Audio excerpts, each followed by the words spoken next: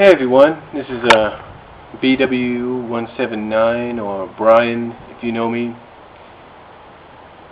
Now, you might be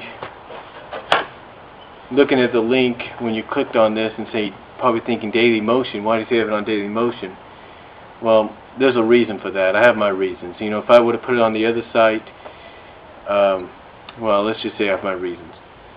But first of all, I want to apologize for that video I had you guys download a couple weeks ago. That was, I just, thought I'd kind of give you an idea of where I've been, over the past summer.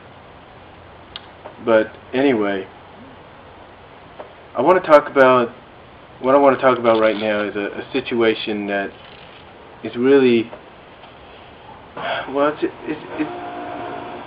it's just something that's kind of gotten to me a lot. And I've been wanting to talk about it.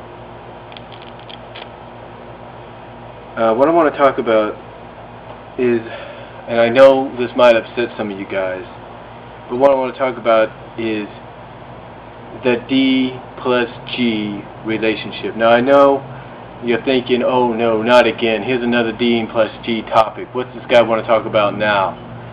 Well, what I want to talk about is, well, to me, it's just reality, and this is just my opinion.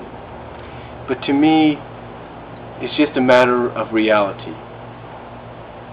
You see, we all know that back in the early 90s, there was a Rescue Ranger movie planned. Now, to me, I always felt as though had a movie been made, even this day, and I've mentioned this before in writing, but to me, had a movie been made, there's no doubt in my mind that if there was any romantic involvement in a Rescue Rangers movie, that it involved Dale and Gadget. The reason I say this, if you look back on the series, there's a lot of examples of D and G in there.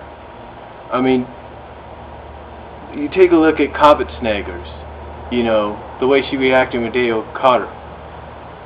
You take a look at Calories Not Included, how she was in that flirtatious mood. And, she could have, snapped out of it and everything, but she didn't. And she still allowed Dale to flirt with her when Chip had started flirting with her, and then Dale kind of cut in, if you will. But then, I want you to take a look at another example as well, Song of the Nightingale. That's D and G. That's got some D and G. But then the biggest example of all, Double O Chipmunk. You see, Double O Chipmunk is basically, some fans say that's pro-D G all the way. Because Gadget, the writers could have easily had Gadget, not do what she did. But they decided to let her do it. And, to me, that's D and G. I mean, there's a lot of other examples as well, in the series.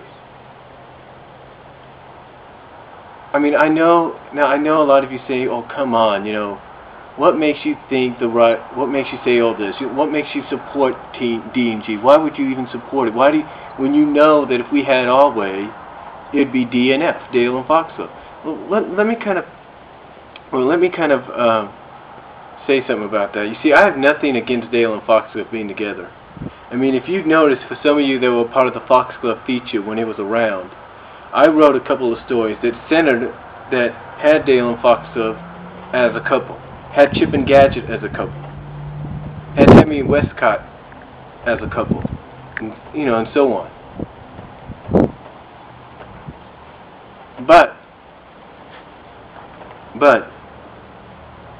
the reason I say this is because, the reason I say that at times I do support Dale and Gadget is because it's just, to me, they're like the, and I think I've used this as an example before. They're kind of like the Aladdin and Jasmine of Rescue Rangers, if you think about it.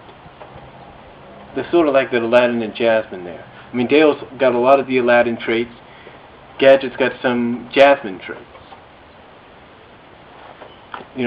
That's why I believe that had Disney decided to go on with a movie, and even if they wanted to do one today, even if it was direct to DVD or not, or theatrical or made for television, that they would put Dale and Gadget together as a couple. I mean, it was just. I mean, it's just obvious. It's just, you know, there's just this tangible out there that says Rescue Ranger movie special, you know, whatever, equal plus romantic intrigue equals new couple equals Dale and Gadget. That's what, you know, to me, it just, Rescue Rangers had that intrigue. I mean, you take a look at other shows, like, say, Tailspin. Had Tailspin continued, everybody knows, obviously, that Baloo and Rebecca would have gotten together. You take a look at recent shows, like, say, Kim Possible. That show ran for, what, 4 years, 5 years? In what was supposed to be the final season, what happens?